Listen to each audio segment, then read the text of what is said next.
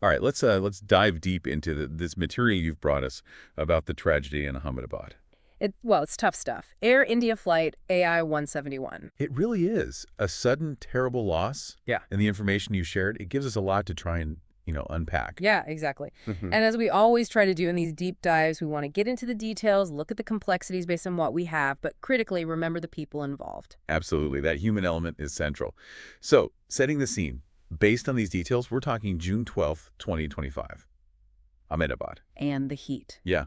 Just imagine. Yes. Sweltering, 40 degrees Celsius. Yeah. The airport, Sardar Vallabhbhai Patel International, is buzzing like usual. And there's the plane, a Boeing 7878 Dreamliner AI-171, all set for that long flight to London Gatwick. A modern jet, yeah. It's supposed to be routine. And inside, 230 passengers, 12 crew.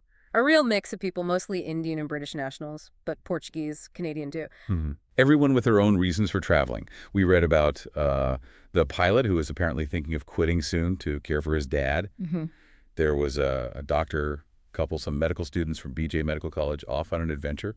Just, individual lives. It's so important to keep that in mind as we go through the more technical aspect. Because what happened next was just devastatingly quick. Yeah. A normal takeoff, or what should have been, and then less than a minute later, catastrophe. The plane just gone. That speed, that rapid sequence of events, it's what makes it so shocking and why the investigation is so crucial. So our job here, looking at the material you shared, is to explore those immediate factors, the theories that came up right away, Mm-hmm. and try to piece together what could have possibly gone wrong in those final terrifying seconds. Right. Maybe let's start with the flight path itself. It was incredibly brief. Chillingly brief. Okay, so the details we have. Takeoff is 1:38 p.m. Indian Standard Time. And then barely a minute later, 1:39 p.m., the Mayday call. Just think about that. Under 60 seconds, from wheels up to a full-blown emergency declaration. Something went catastrophically wrong, instantly. The flight data reinforces that. It climbed, sure, but only to about 672 feet initially. Right, and then it barely got any higher. It peaked at just 825 feet. It's really low, lower than a lot of city buildings. And then the signal just vanishes from the trackers. It never established a proper climb. It was struggling right from the outset, it seems. And it was violent. Security cameras apparently caught the plane just moments after takeoff, pitching nose down. It hit a medical college hostel, the canteen area near Meganagar.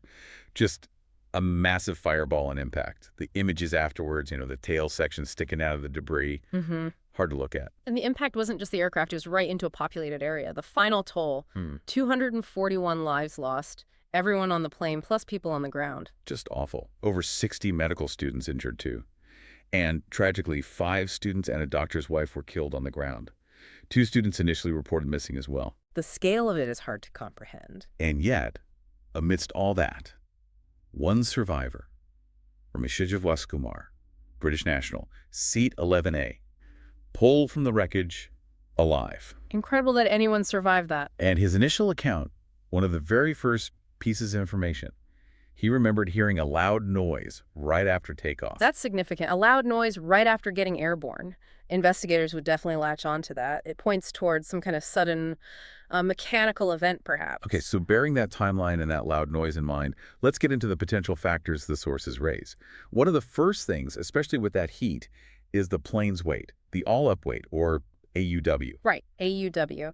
Basically, the total weight of the plane at takeoff, the aircraft, fuel, passengers, cargo, everything. And it matters hugely on a day like that in Ahmedabad. Explain that connection. The 40-degree heat, Mm-hmm. how does that affect the plane's weight capacity, or rather its ability to lift that weight? It's all about air density. Hot air is thinner, less dense. Think of it like, well, the analogy used was thinner soup. For the wings, thinner air means less lift generated at the same speed. For the engines, thinner air means less oxygen, so they produce less thrust. That 40-degree heat wasn't just uncomfortable, it was actively working against the plane's ability to perform. So if the plane was loaded near its maximum takeoff weight for those conditions, Then it needs every single bit of performance the wings and engines can deliver. The heat reduces that available performance. It shrinks the margins dramatically. we saw that comment from an experienced flight engineer emphasizing this point. Yeah, saying a plane that could lift, say, 100 tons easily in cool sea-level air might struggle with only 75 tons at a hot, high place like Leh.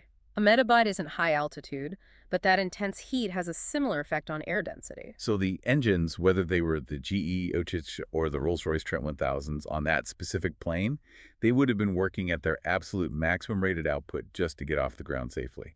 Exactly. And the critical point the engineer made was when you push engines that hard, in those conditions, the maintenance has to be absolutely perfect, flawless. Any slight issue, any degradation can mean they just don't deliver the needed power. No room for error. And it wasn't just the heat, was it? The sources also mentioned other environmental possibilities, like wind. Yes, the potential for a wind reversal or even a slight tailwind during takeoff was mentioned. That makes takeoff harder, too. How so? Well, ideally, you want a headwind. It helps lift. A tailwind effectively pushes you from behind relative to the ground, meaning you need a higher ground speed to actually achieve flying speed. That takes more runway, more power. And while the reports from the crash site itself didn't indicate major storms or anything like that. Right, no obvious turbulence mentioned. Yeah. But that combination, the extreme heat thinning the air, plus potentially an unfavorable wind, it creates a very high-demand takeoff scenario right from the get-go. Okay, so environment is a major factor here. What about the aircraft itself? It's a Boeing 787-8 Dreamliner. State-of-the-art, supposedly. But the material you shared also hints at a less than perfect history for the type. Yeah, look, the Dreamliner is a technological leap. Composites, efficient engines, all that. But it's not been immune to issues since it entered service. There have been various reports, glitches, manufacturing concerns, some operational incidents. Any examples that stand out? Well, the sources mentioned things like that United 787 incident earlier in 2025 with the altitude shift due to a technical fault, or a British Airways one back in 2021 where the nose gear collapsed on the ground, an engineering issue reportedly. And of course, you can't ignore the wider context of Boeing's safety culture being under the microscope after the 737 MAX crashes. So could this Ahmedabad crash be linked to any specific known issues, or were there new theories? These sources mention a couple of mechanical possibilities. One is pretty frightening, the flaps and slats retracting when they shouldn't have right after takeoff. That would be incredibly serious. Flaps and slats, they're the moving parts on the wing edges that extend for takeoff and landing. To give more lift at low speed, right? Exactly. They increase the wing surface area and curve, generating the high lift needed to get airborne safely. If they suddenly retracted just after lifting off, well, it's like pulling the rug out from under the wings. A massive instant loss of lift. And the reports mentioned videos showing the plane did initially lift off, nose up, which suggests the flaps and slats were out at first. Correct, but if they retracted unintentionally right after that, yeah, that could absolutely cause a stall and a nosedive like the one described. It's a plausible, though terrifying, mechanical failure scenario. What was the other mechanical theory mentioned? Something about the RAT. Ah, the ram air turbine. Yes. What is that exactly? It's basically a small emergency propeller, usually tucked away in the fuselage. It's a last resort. If the plane loses power from both engines and the backup auxiliary power unit... Like a total electrical failure. Pretty much. Or a major hydraulic failure, depending on the system. The RAT drops down into the airflow, the wind spins it, and it generates just enough power, hydraulic or electric, to keep the most essential flight controls working. If it deployed just before the crash, as some early speculation suggested, that would strongly indicate a catastrophic loss of onboard power had happened first. Okay, so those are the main mechanical theories. The sources also touched on a couple of others, maybe less likely ones. Bird strike was mentioned, a kite hitting both engines. Bird strikes are always a possibility in aviation. They can damage engines. But for a big, powerful jet like a 787, the idea of a bird, or even a kite, taking out both engines so severely and simultaneously that it leads to an immediate crash, it's considered pretty improbable. Investigators will check, rule it out, but it's seen as a long shot for this kind of outcome. And sabotage, also mentioned as a remote possibility. Extremely remote, usually. Aircraft security is designed to prevent that kind of thing. While investigations have to consider all angles initially, sabotage causing this kind of immediate catastrophic failure without any prior indication is highly unlikely. Right. So we've got the environment, potential mechanical failures. What about the human side? The crew. Captain Sumit Sabharwal, very experienced, a training captain even. First Officer Clive Kundar, less experienced but qualified. Crew performance is always examined. And the sources did mention the background context of Air India crew fatigue concerns around that time. There had been protests, issues raised about schedules. Does that mean this crew was definitely fatigued? No, there's no direct evidence of that presented for this specific flight crew in the material. But it's a known potential factor in aviation incidents, something investigators always have to consider, especially when preparing for long-haul flights. That personal detail about Captain Saparwal planning to quit, it's sad, but doesn't automatically tell us anything about his state on that particular day. But that Mayday call, less than a minute in, what does that signal about their actions? It signals immediate recognition of a critical emergency. They knew instantly something was desperately wrong.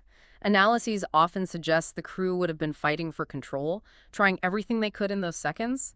The Mayday confirms they were in crisis mode almost from liftoff. It suggests they were actively responding, trying to manage an overwhelming situation. And this ties back to the engines and the heat, doesn't it? If the engines were pushed to their limits, maintenance becomes absolutely critical. And the sources did raise questions there about Air India's record. Yeah, this is where things potentially connect. Pushing engines to max performance in extreme heat demands meticulous, top-notch maintenance. The material pointed to some criticisms an engine issue on another flight earlier that year, maybe slow retrofitting on older planes. AI-171 itself was 12 years old. Not ancient, but not brand new either. Right, so the core question becomes, was this specific aircraft maintained well enough to handle those incredibly demanding takeoff conditions without any problems? And the answer to that, and many other questions, lies in the black boxes. Absolutely. The flight data recorder, FDR, and cockpit voice recorder, CVR, they are crucial. They'll show what the plane systems were doing, engine speeds, thrust, flap positions, control inputs, everything. And the CVR captures the sounds and conversations in the cockpit. That data is key to piecing together the actual sequence of events. So while that data is awaited, let's quickly touch on the aftermath and the investigation process. The scene on the ground, horrific. Immediate rescue efforts, NDRF, police, airline staff rushing in. And Air India, under the Tata Group, responded quickly too, setting up help hotlines, offering interim compensation, 1 crore rupees per victim, plus the standard Montreal Convention amount. They offered travel waivers too. The Tata chairman made a statement expressing sorrow and support. The global impact was clear too, with condolences from international leaders, PMs Modi, Starmer, Sharif, reflecting the mix of nationalities on board. Yeah. And that international aspect means the investigation is collaborative. India's AAIB leads, but they get support from ICAO. And crucially, the U.S., NTSB, and FAA are involved because it's a Boeing aircraft. Boeing also pledged its full cooperation. The significance is huge. Worst single plane crash in India's history. And importantly, the first ever total loss of a Boeing 787 Dreamliner worldwide. That last point is a big deal. It inevitably brings more scrutiny not just onto Air India's operations, but back onto Boeing and the Dreamliner program itself, especially given the recent history. And these investigations, they take time, don't they? We shouldn't expect quick answers. Definitely not. Months, potentially years, before a final detailed report is published. It's painstaking work analyzing wreckage, recorder data, maintenance logs, interviewing witnesses. It has to be thorough. Okay, so to recap from the material we've looked at, the key potential factors seem to cluster around that really challenging environment, the intense heat, maybe tricky winds. Then there's the aircraft's weight pushed to the limit in those conditions. Right. And then the possible mechanical failures, the flap-slat retraction idea, or maybe that total power loss indicated by a RA deployment theory. Plus, the background context of crew factors, and very importantly, the questions around maintenance standards for operating under such stress. But we have to emphasize these are the areas highlighted by the early information. The full, definitive story that really depends on the official AAIB investigation and what those black boxes reveal. Absolutely critical to wait for that official word. And throughout this technical discussion, we have to keep returning to the human cost. This deep dive, it's fundamentally about the 241 people who died, those injured on the ground, the survivor Ramesh, and all the families left behind. Understanding why this happened isn't just technical.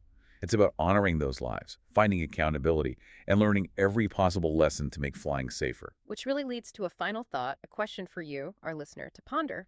As technology gets more complex and our environment throws new challenges at us, like extreme heat, how do we ensure that all these different factors, the machine's integrity, the maintenance quality, human performance, the weather, how do we ensure they never line up in such a catastrophic way again? What does this tragedy make you think about all those layers of safety, the ones we see and the many we don't, that go into every single flight?